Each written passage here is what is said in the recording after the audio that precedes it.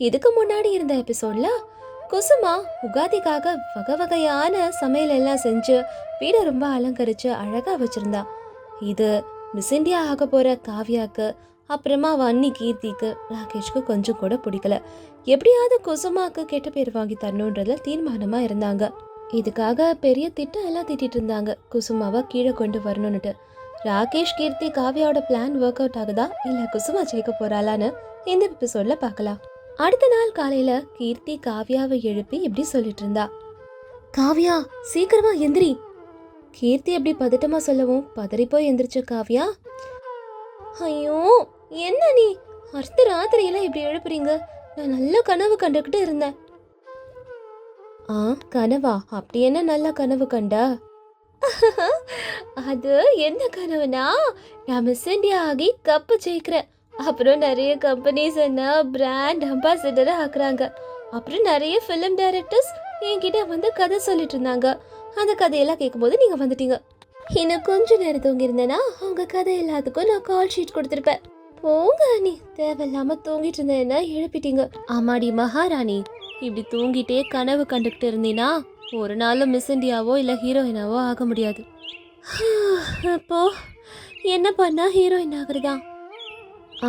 இது உனக்கு அர்த்தராத்திரியா? மார்னிங் 5 ஆயிடுச்சு. சீக்கிரமா எந்திரிச்சு ஒர்க் அவுட் பண்ணுற வழியை பாரு. எந்திரிமா எந்திரி. என்னதான் ஒர்க் அவுட்டா? இதெல்லாம் எதுக்கு நீ? பின்னா மிஸ் இந்தியா ஆகிறது சும்மாவா என்ன? அதுக்குன்னு நிறைய மெஷர்மெண்ட்ஸ் இருக்கு. அதுக்கேற்ற மாதிரி உன் பாடியை நீ கரெக்டாக மெயின்டைன் பண்ணும்.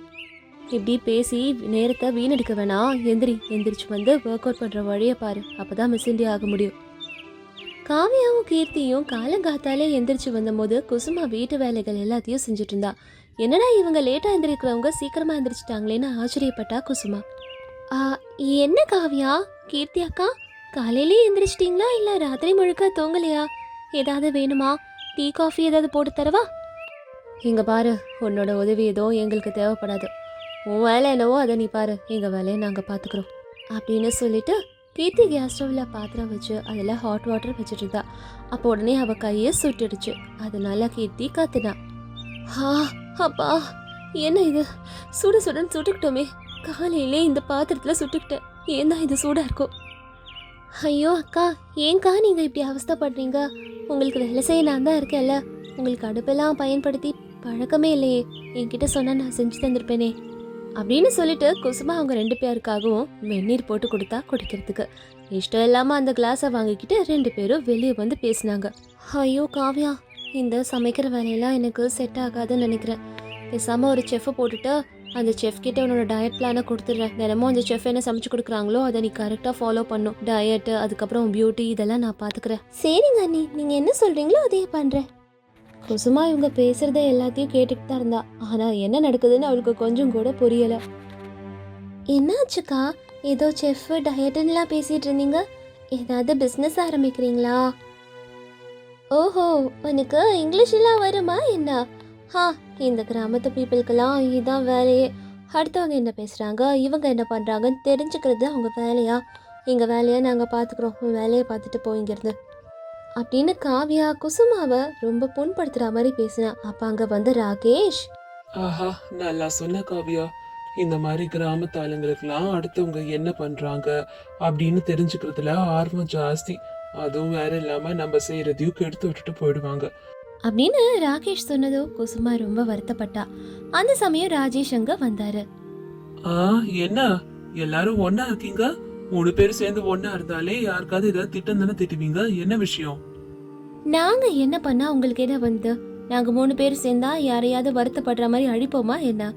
அதெல்லாம் இல்ல, எங்களால யாருக்கும் எதுவும் கிடையாது. எங்களை குரங்குன்னு வேற சொல்றீங்க. நாங்க என்ன குரங்கு மாதிரியா இருக்கோம்? தப்புதான் என் தப்புதான் உங்களை குரங்குன்னு சொன்னது. குரங்காத அடுத்தவங்களுக்கு ஏதாவது உதவி செய்யலான்னு நினைக்கும். ஆனா நீங்க அது யோசிக்க கூட மாட்டீங்களே. எல்லாரையும் காயப்படுத்துவீங்க. குரங்க உங்க கூட கம்பேர் பண்ணி அந்த குரங்குக்கே அவமானத்தை தேடி கொடுத்துட்டேன். சாரி, குரங்குங்க எல்லாத்துக்கும் நான் மன்னிப்பு கேட்டுக்கிறேன். அதுக்கப்புறமா ராகேஷ் அவங்க அண்ணன் ராஜேஷ் கிட்ட, இங்க பாருங்க அண்ணன், இந்த குசுமா கிட்ட சொல்லி வைங்க, அனாவசியமா எங்க விஷயத்துல தலையிட வேண்டான்னுட்டு. அவங்க வேலையை அவங்க பாத்துக்கிட்டா நல்லா இருக்கும்னு நாங்க நினைக்கிறோம். எங்களோட எந்த விஷயத்திலயும் தலையிட வேண்டாம்னு சொல்லுங்க. அவங்கவுங்க வேலையை அவங்கவுங்க பாத்துக்கிறது நல்லது. அடுத்தவங்க வேலையில மூக்கு நுழைக்காம இருந்தா சரிதான். இவ இந்த வீட்டுக்கு வந்தே கொஞ்ச நாள் தான் ஆகுது, அதனால இவளை எல்லாம் சப்போர்ட் பண்ணிக்கிட்டு இருக்காங்க. தம்பி விடுங்க, இன்னும் எவ்வளோ நாள் ஆட்டம் ஆட போறான்னு பார்க்கலாம். உன்ன மாதிரி பணத்தை வச்சு எல்லாரையும் வேலைக்கு வாங்கணும்ன்ற அவசியம் குசுமாக்கு கொஞ்சம் கூட கிடையாது. அவ நல்ல பொண்ணு. அவ குணத்தாலே எல்லார் மனசையும் ஜெயிப்பா. எல்லாரையும் அனுசரிச்சுக்கிட்டு போறா. தேவையான எல்லாத்தையும் செஞ்சு கொடுக்கறா. அப்படிப்பட்ட அவ எங்க, நீங்களாம் எங்க? அவ நல்ல பொண்ணு. நீயும் வீட்டுக்கு வந்து எவ்வளவு வருஷம் ஆகுது? யாருக்காவது ஏதாவது உதவி செஞ்சிருக்கியா? அப்படின்னு ராஜேஷ் எல்லார் எதிர்க்கே சொல்லவோ கீர்த்திக்கு கோவம் வந்தது. இப்படி எல்லாரையும் காக்கா பிடிச்சி ஐஸ் வாங்கி அனுசரிச்சுக்கிட்டு போகணுன்னா எனக்கு ஒன்றும் அவசியமே கிடையாது. எங்களை மாதிரி ஆளுங்களுக்கெல்லாம் சொசைட்டியில் பெரிய மரியாதையே இருக்கு. பணக்காரங்களுக்கு இல்லாத மரியாதையா உங்களுக்கெல்லாம் கிடைச்சிட்டு போகுதா? இந்த மாதிரி உங்ககிட்ட எல்லாம் பேச்சு வாங்கணும்னு எனக்கு அவசியமே இல்லை. கீர்த்தி, நீ பேசுறதே சரியில்லை. பணத்தை வச்சு எல்லாத்தையும் வாங்கிடலான்னு நீ நினைக்கிற. ஆனா அது சாத்தியமே இல்ல. பொருட்கள் வேணா உன்னால பணத்தை வச்சு வாங்க முடியும். அன்பு, அக்கறை இதெல்லாம் யாராலையும் வாங்க முடியாது காசு வச்சு. அதெல்லாம் அவங்கவுங்க குணத்துக்கு கிடைக்கிறது.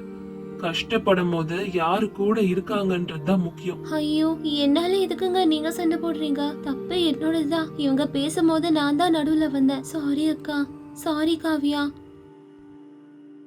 இப்ப புரிஞ்சுதா எல்லாருக்கும் யார் மேல தப்புன்னா? குரங்க நீங்க என்ன, இவதான் நடுவுல வந்து மூக்க நடிச்சா. இப்ப அவங்கவுங்க உங்க வேலையை பாத்துக்கிட்டா எல்லாருக்கும் நல்லதுன்னு நான் நினைக்கிறேன். அப்படி எல்லாரும் பேசிக்கிட்டு இருக்கும் போது அந்த ஹாலுக்கு ராகவையா அதுக்கப்புறம் கௌசல்யாவும் வந்தாங்க. என்ன எல்லாரும் உங்களுக்குள்ளே பேசிக்கிட்டு இருக்கீங்க? எதுவா இருந்தாலும் எங்க கிட்டயும் கலந்து பேசணும்ல. நாங்க என்ன உங்க எல்லார்கிட்ட இருந்து ரொம்ப தூரத்துக்கு போயிட்டோமா என்ன? அவ்வளவு தூரமா எங்களை ஒதுக்கி வச்சிருக்கீங்க எல்லாரும் எதுவும் பேசாம? அங்க எல்லார் முகத்தையும் பார்த்த கௌசல்யா அம்மாவுக்கு கண்டிப்பா ஏதோ நடந்திருக்கு அப்படின்னுட்டு யோசிச்சாங்க. அப்ப அவங்க கணவர்கிட்ட, என்னங்க ஒரு நிமிஷம், எல்லார் முகத்தையும் பாருங்க வாடி போயிருக்கு. இவங்க எல்லாம் ஏதோ சண்டை போட்டுக்கிட்டு இருந்திருக்காங்கன்னு நினைக்கிறேன். நம்ம வந்ததோ நிப்பாட்டிட்டாங்க. அது என்னன்னு முதல்ல தெரிஞ்சுக்கோங்க. ஓ, அப்படி சொல்ல வரியா கௌசல்யா? ஆமா, நீ சொன்னதை பார்த்தா நம்ம வரத்துக்கு முன்னாடி ஏதோ பெரிய சண்டையே நடந்துகிட்டு இருந்திருக்கு. நம்ம வந்ததை பார்த்ததும் இவங்க எல்லாரும் நிப்பாட்டிட்டாங்க. எப்படி இருந்தாலும் என்ன சண்டைன்னு தெரிஞ்சுக்கிட்டு இவங்களை சேர்த்து வைக்கிறது தானே பெரியவங்க நம்மளோட வேலை. இதை கவனிச்சு எல்லாரும் டாபிக்கையே டைவர்ட் பண்ணாங்க. அப்போ குசுமா ரகுராம் கிட்ட, மாமா உங்களுக்கு பிடிச்ச கத்திரிக்காய் சாப்ஸ், முட்டை குழம்பு, மீன் எல்லாம் வறுத்திருக்கேன். அத்தைக்கு பிடிச்ச நெத்திலி கருவாடு, அப்புறமா சங்கதி இதெல்லாம் பண்ணியிருக்கேன். ஒரு மாதிரி ஒவ்வொருத்தருக்கு பிடிச்சதை சமைச்சிருக்கேன். எல்லாரும் வந்து சாப்பிட்டா போச்சு. என்னது, எனக்கு பிடிச்சதெல்லாம் சமைச்சிருக்கியா? ஐயோ, இதுக்கு மேல என்னால லேட் பண்ண முடியாது. வாங்க போய் எல்லாரும் ஒரு பொடி பிடிக்கலாம். எனக்கு கொஞ்சம் வேலை இருக்கு, அதனால அவ சமைச்சதை நீங்க எல்லாரும் போய் சாப்பிடுங்க. என் வேலையை முடிச்சுட்டு அதுக்கப்புறமா நான் சாப்பிட்டுக்கிறேன் மாமா. வேலையா? எங்களை விட என்னம்மா முக்கியமான வேலை கீர்த்தி உனக்கு? அப்பா, இப்ப குசுமா பின்னாடி யார் யாரெல்லாம் போய் சாப்பிடுறோமோ சாப்பிட்டோம். மத்தவங்கள ஃபோர்ஸ் பண்ண வேண்டாம். ஓ, அப்ப இந்த வேலை இந்த 3 பேருக்கும் தான். அப்ப நமக்கு கிடையாது. இவங்க ஏதோ தெரியாம பண்றாங்க. பண்ணிக்கோங்க. எவ்வளவு நாளைக்கு எல்லாத்தையும் மூடி மறைக்கிறீங்கன்னு நாங்க பார்க்க தானே போறோம். விஷயம் எப்படியும் வெளியே வந்ததுன்னு ஆகணும் ஒரு நாள். அப்ப நாங்க தெரிஞ்சுக்கிறோம். நீங்க பாட்டுக்கு என்ன பண்ணுமோ பண்ணிக்கோங்கப்பா. நாங்க போய் நிம்மதியா சாப்பிடுறோம் அப்படின்னு சொல்லிட்டு 3 பேரும் அங்கிருந்து போயிட்டாங்க. அதுக்கப்புறமா கீர்த்தி, காவ்யா, ராஜேஷ் இப்படி பேசிக்கிட்டு இருந்தாங்க. என்னாச்சு, உங்களோட மிஸ் இந்தியா ப்ரிப்பரேஷன்லாம் எது வரைக்கும் வந்திருக்கு? ப்ரிப்பரேஷன் எல்லாம் நல்லா தான் போயிட்டு இருக்கு தம்பி. நல்லா டயட் எல்லாம் ஃபாலோ பண்ண ஆரம்பிச்சுட்டா காவ்யா. அப்புறமா ஒரு புது ட்ரெஸ் கூட வாங்கியிருக்கேன். இந்த வாட்டி பார்ட்டிஸ்க்கு எல்லாத்துக்கும் நீ அந்த ட்ரெஸ் தான் போட்டுட்டு போகணும் காவ்யா. அதில் நீ ஃபிட்டாக தெரியணும், புரிஞ்சுதா? அப்படியா நீ? நம்ம பார்ட்டிக்கு போகிறோமா சாயந்தரம்? எனக்காக புது ட்ரெஸ்லாம் வாங்கிட்டு வந்திருக்கீங்களா? How cute you are. Super அண்ணி, உங்களுக்காக என்ன வேணா பண்ணுவேன். என்ன பார்ட்டியா நீ? யாரு அவங்கலாம்? நான் கூட வரலாமா? ஓ சாரி ராகேஷ், ஆக்சுவலாக நான் 2 பாசஸ் தான் வாங்கியிருக்கேன். அது பெரிய ஹோட்டல். அது அங்கெல்லாம் பாஸ் கிடைக்கிறதே கஷ்டம். ஏதோ என் இன்ஃப்ளூயன்ஸை யூஸ் பண்ணி கொஞ்சம் அதிக காசு கட்டி 2 பாஸ் வாங்கியிருக்கேன். அதனால் இப்போ என்கிட்ட 2 பாஸ் தான் இருக்குது. அடுத்த தடவை கண்டிப்பாக உன்னை கூட்டிகிட்டு போகிறேன் ராகேஷ், ஓகேவா? அதை கேட்டோன்னே கொஞ்சம் அமைதியாக ஆயிட்டா ராகேஷ். கொஞ்சம் சோகமாகவும் ஆயிட்டான். குசுமா இவங்க பேசுகிற எல்லாத்தையும் கேட்டுக்கிட்டு தான் இருந்தா. ஆனால் என்னவோ குசுமாக்கு கீர்த்தி காவ்யாவை எப்படி ராத்திரி நேரத்தில் பார்ட்டிக்கெல்லாம் கூட்டிகிட்டு போகிறது, தனியாக ஹோட்டலுக்கு கூட்டிகிட்டு போகிறது கொஞ்சம் கூட பிடிக்கல. இந்த விஷயம் மாமா மாமிக்கு தெரிஞ்சா கஷ்டப்படுவாங்கன்னு தோணுச்சு.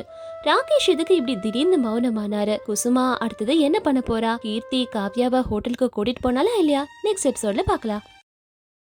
குசுமாவோட அப்பா ராகேஷோட அம்மா அப்பாவை பார்க்கணும்னு சொன்னதுனால ராகேஷ் அவனோட பெட்டியெல்லாம் எடுத்துட்டு ஊர்ல அவங்க அம்மா அப்பா கிட்ட விஷயத்த சொல்ல வந்தான். கீர்த்தி வீட்ல ராகேஷ் பத்தியோ குசுமா பத்தியோ அம்மா அப்பா கிட்ட சொல்லி எல்லாரையும் சம்மதிக்க வச்சு ரகுராமோட வீட்ல இருக்க எல்லாரும் பூஷனோட வீட்டுக்கு, குசுமாவோட அப்பா வீட்டுக்கு போனாங்க.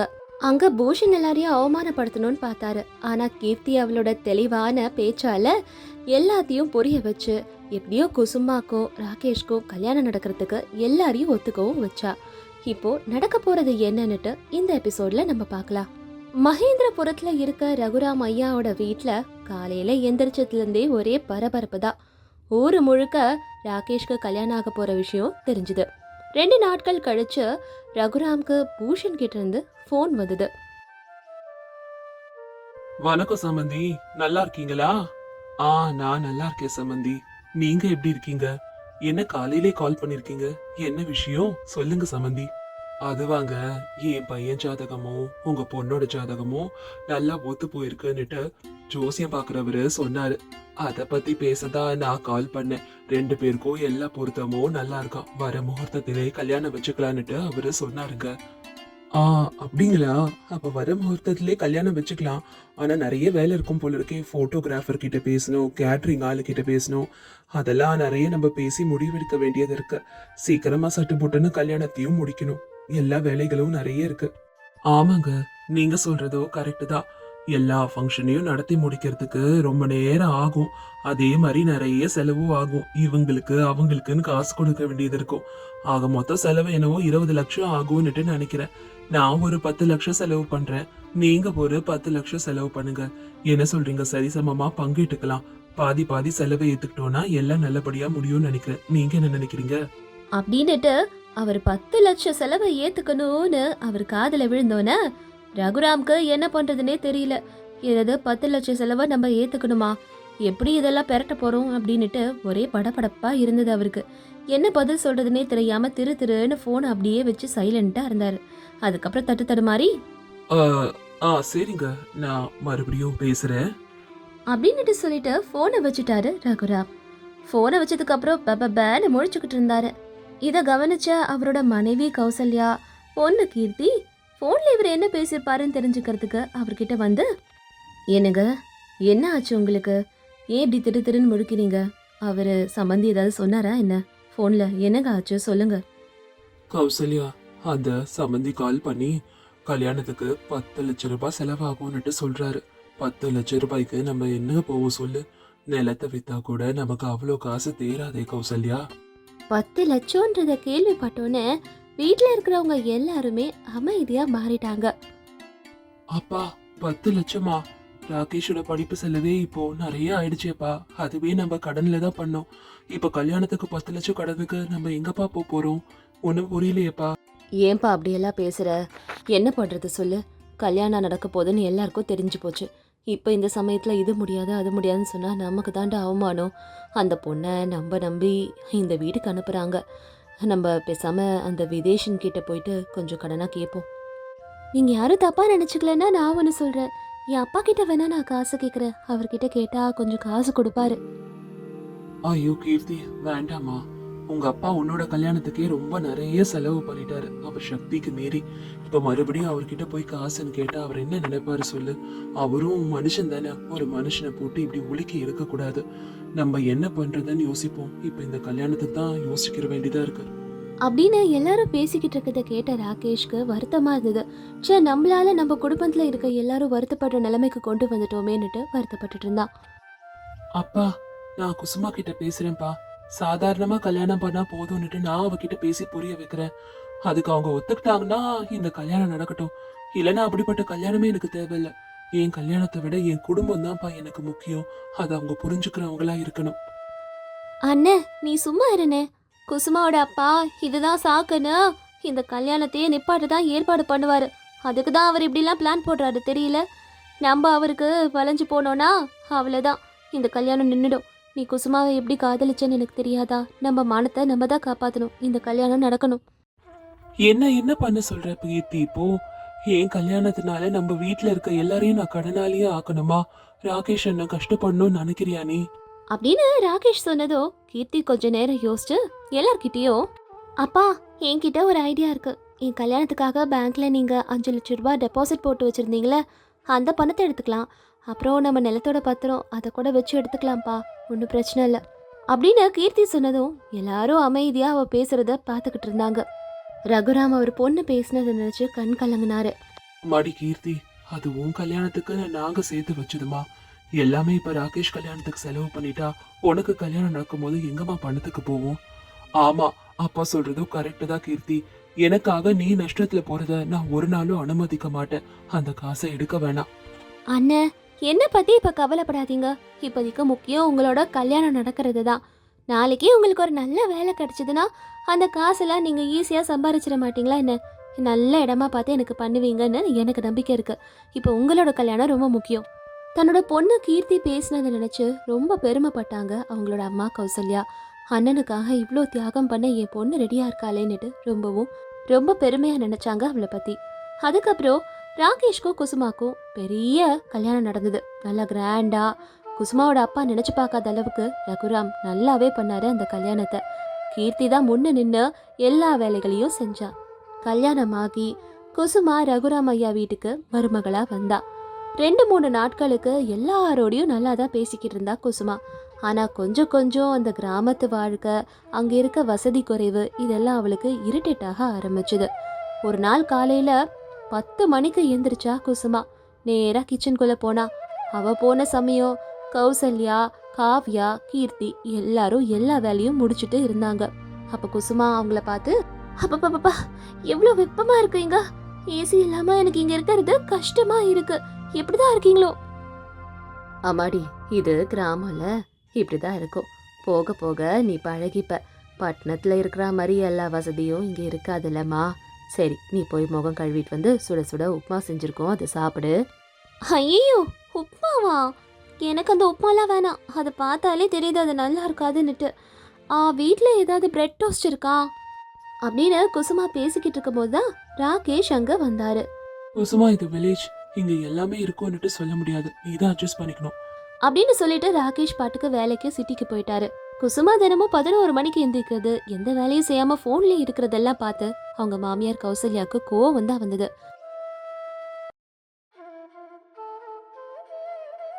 இத கவனிச்ச கீர்த்தி, அம்மா அவங்க பெரிய இடத்து பொண்ணுமா, கொஞ்சம் கொஞ்சம் நாள் ஆகும் அவங்க இதெல்லாம் பழகிக்கிறதுக்கு. நீ எதுவும் சீரியஸா எடுத்துக்காதம்மா. குசுமா இப்படி இருக்கிறது ரொம்ப ரொம்ப தப்பு காவியா. புது மருமகளா வீட்டுக்கு வந்திருக்கா. அவக்கு முன்னாடி வந்த மருமகளை பார்த்து அவளும் எல்லா வேலையும் கத்துக்கணும்.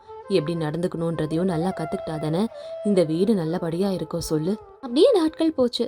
ஒரு நாளைக்கு பெரிய மருமக காவியாக்கு உடம்புக்கு முடியாம போயிடுச்சு. அவளுக்கு பயங்கர ஜுரம், தூங்கிட்டு இருந்தா. எல்லா வேலையும் கீர்த்தியே பண்ற மாதிரி ஆயிடுச்சு. அவங்க அம்மா கௌசல்யாக்கும் கால் வலியில அவஸ்தைப்பட்டுட்டு இருந்தாங்க. அம்மாடி குசுமா, எல்லா வேலையையும் கீர்த்தி தாமா பண்ணிட்டு இருக்கா. காவியாக்கு உடம்புக்கு முடியாம இருக்கு, பாவம் அவ தூங்கிட்டு இருக்கா. கொஞ்சம் அவளுக்கு ஹெல்ப் பண்ணுமா. எனக்கு டீ போட்டு கொடுத்து சமையல் வேலையை பாரு.